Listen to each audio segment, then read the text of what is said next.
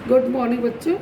आज हम लोग मेधा पुस्तक के पेज नंबर 62 और 63 यानी कि 62 और 63 पर दिया हुआ पाठ 14 ब्राह्मण और 3 ठग का पठन पाठन करेंगे। पठन पाठन करने से पहले मैं आपको बता दूं कि पठन पाठन करते समय हम कठिन शब्दों को रेखांकित करेंगे और उसको अपनी हिंदी साहित्य की कॉपी यानी कि हिंदी लिटरेचर की कॉपी में लिखेंगे। ठीक है, तो आइए हम लोग पठन पाठन शुरू करते हैं।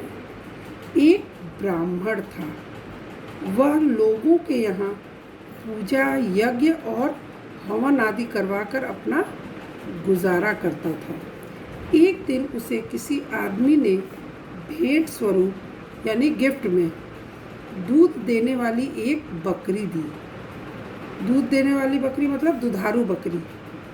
ब्राह्मण बहुत खुश हो गया। वह बकरी लेकर अपने घर जा रहा था कि रास्ते में सुनसान मतलब एकांत जगह पर 3 ठगों, ठग कौन होते हैं? जो दूसरों को लूटते हैं, की नज़र ब्राह्मण और बकरी पर पड़ी। उनमें से एक ने कहा, मैं चाहता हूँ कि इस मोटी ताजी बकरी को किस तरह हथिया लिया जाए। हथिया लिया जाए मतलब कि ले लिया जाए। दूसरे ने कहा, चलो इसे छीन कर भागते हैं, मतलब इससे ले लेते हैं ज़बरदस्ती।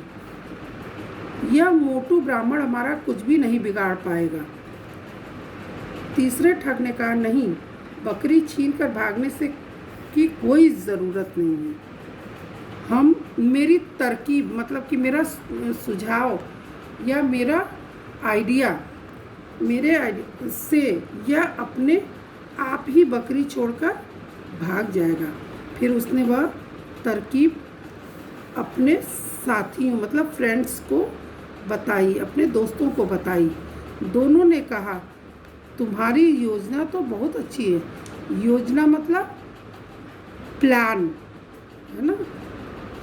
कुछ भी करने से पहले हम योजना बनाते हैं। चलो कोशिश करते हैं। कोशिश मीन्स प्रयत्न या प्रयास करते हैं। योजना के अनुसार एक ठग ब्राह्मण के सामने पहुंचा और बोला, पंडित जी प्रणाम। आपका यह कुत्ता तो बहुत ही अच्छा है। क्या यह शिकारी कुत्ता है? उसकी बात सुनकर ब्राह्मण बोला, क्या तुम्हें दिखाई नहीं देता मूर्ख? मूर्ख मतलब बेवकूफ़। यह कुत्ता नहीं बकरी है। कितनी मूर्खता की बात है कि बकरी को कुत्ता कह रहे हो। तो क्या आपके इस कुत्ते को मैं बकरी कहूँ? तब आप मुझे बुद्धिमान मानेंगे। यह कहकर हंसता हुआ ठग चला गया। ब्राह्मण कुछ आगे बढ़ा। अब सामने से दूसरा ठग उसके पास आया। उसने ब्राह्मण से कहा, प्रणाम पंडित जी। ताज्जुब है, आपके पास सवारी के लिए इतना मजबूत टट्टू है, फिर भी आप पैदल जा रहे हैं। टट्टू एक जानवर होता है। ब्राह्मण ने कहा, हे भगवान, क्या यह बकरी तुम्हें टट्टू दिखाई दे रही है? ठग ने कहा, मैं तो समझ रहा था कि आप कोई विद्वान ब्राह्मण होंगे, लेकिन आप तो सनकी लगते हैं, मतलब कि बेवकूफ़ लगते हैं। आपको तो टट्टू और बकरी में कोई फ़र्क ही नज़र नहीं आता। फ़र्क मतलब अंतर ही नहीं नज़र आता। भगवान आपको सद्बुद्धि दे।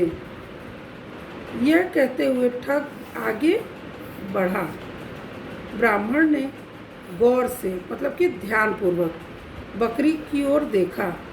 यह जानकर जानवर बकरी की ही है, इस बात से आश्वस्त होकर वह आगे बढ़ा। अब वह शीघ्र घर पहुंच जाना चाहता था। उसने बकरी को अपने कंधे पर लाद लिया और तेज कदमों से चलने लगा। थोड़ी दूर जाने पर तीसरा ठग मिला। उसने कहा, पंडित जी प्रणाम, आपकी तबीयत तो ठीक है, आप इस गधे को अपने कंधे पर रखकर क्यों ले जा रहे हैं? यह सुनकर ब्राह्मण चकरा गया। उसने कहा, क्या बकते हो, यह बकरी है। ठग जोर से हंसा और बोला, क्या जमाना आ गया है, अब पंडित जी को बकरी और गधे में फर्क ही नहीं नजर आता है, फर्क ही नजर नहीं आता। ब्राह्मण पुनः बोला, क्या सचमुच यह गधा है? बिल्कुल गधा ही तो है यह, ठग ने दावे के साथ कहा। यह सुनकर ब्राह्मण घबरा गया। उसे लगा कि उसकी बकरी कोई जादूगरनी है, जादू करने वाली है ना, जो थोड़ी थोड़ी देर में अपना रूप बदल दे रही है।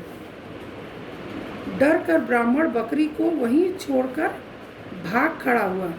यह देखकर तीनों ठग बहुत खुश हुए। खुशी खुशी बकरी को लेकर चलते बने। ठीक ही कहा गया है, लोगों की बातें सुनकर अपनी धारणा नहीं बदलनी चाहिए।